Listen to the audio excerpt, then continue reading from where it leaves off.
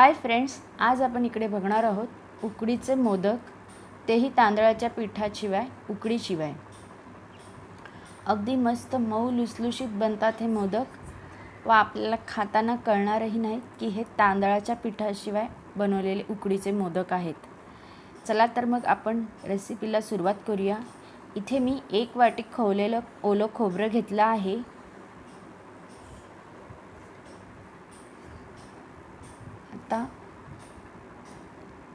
आता ह्याच्यामध्ये आपण अर्धी वाटी गूळ घालायचा आहे।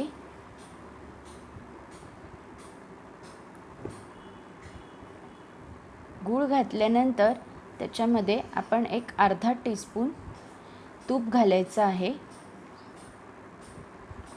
व चांगलं नीट मिक्स करून घ्यायचं आहे।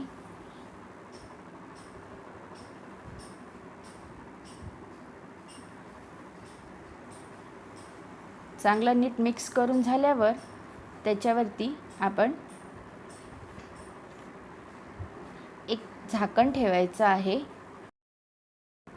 एक 5 मिनिटासाठी आपल्याला झाकण ठेवायचं आहे।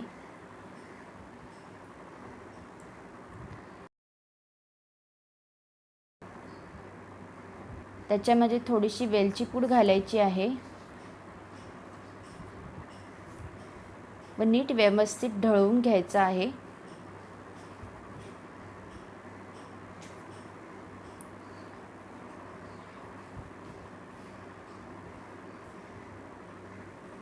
आपलं मोदकाचं चूर्ण तयार झालेलं आहे।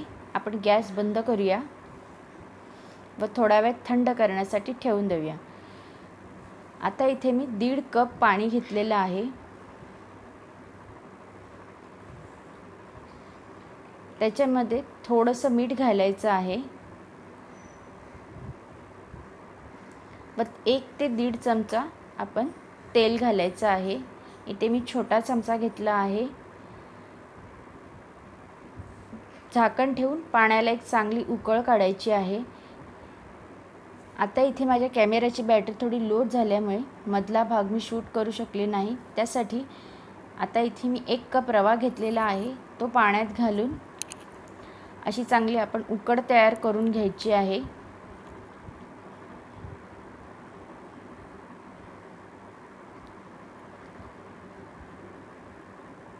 झाकण ठेवून एक वाफ काढून घ्यायची आहे। आपल्याकडे कधी घरात मोदकाचं पीठ नसेल तेव्हा आपण असे रव्याच्या उकडीचे मोदक करू शकतो। आता जी उकड केलेली होती ती थंड करून घ्यायची आहे व थंड झाल्यानंतर आपण एका प्लेटमध्ये काढून घ्यायची आहे।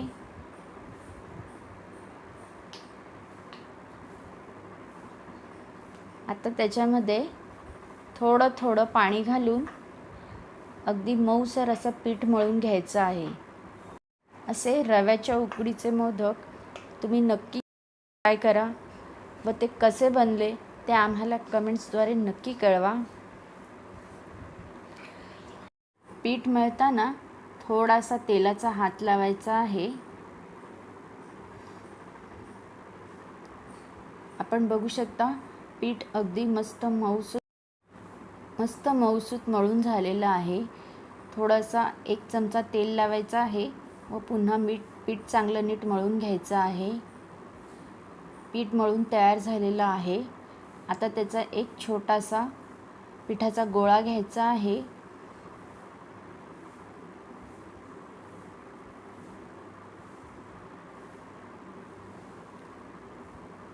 आता इथे मी आपण चपाती जशी लाटतो त्याच पद्धतीने मी इथे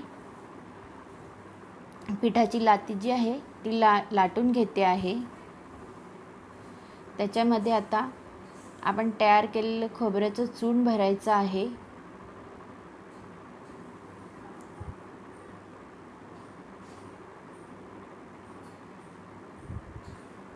अशा प्रकारे हाताने कळ्या पाडून घ्यायच्या आहेत।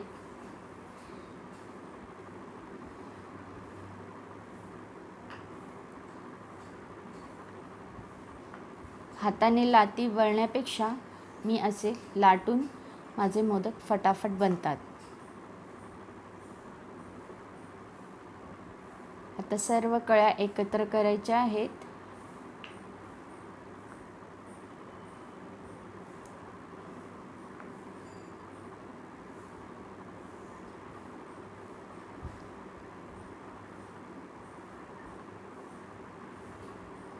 आपला मस्त सुरेख असा मोदक तयार झालेला आहे.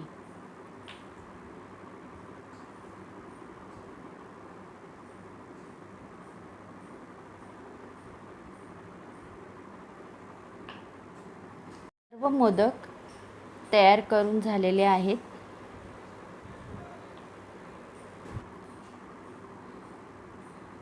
आता इथे टोपात मी पाणी गरम करत ठेवलं आहे.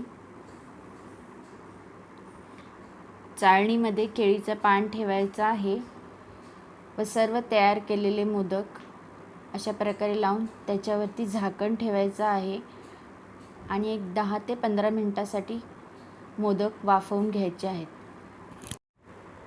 मस्त तोंडाला पाणी सुटेल असे रव्याच्या उकडीचे मोदक तयार आहेत. व्हिडिओ आवडला तर व्हिडिओला लाईक करा.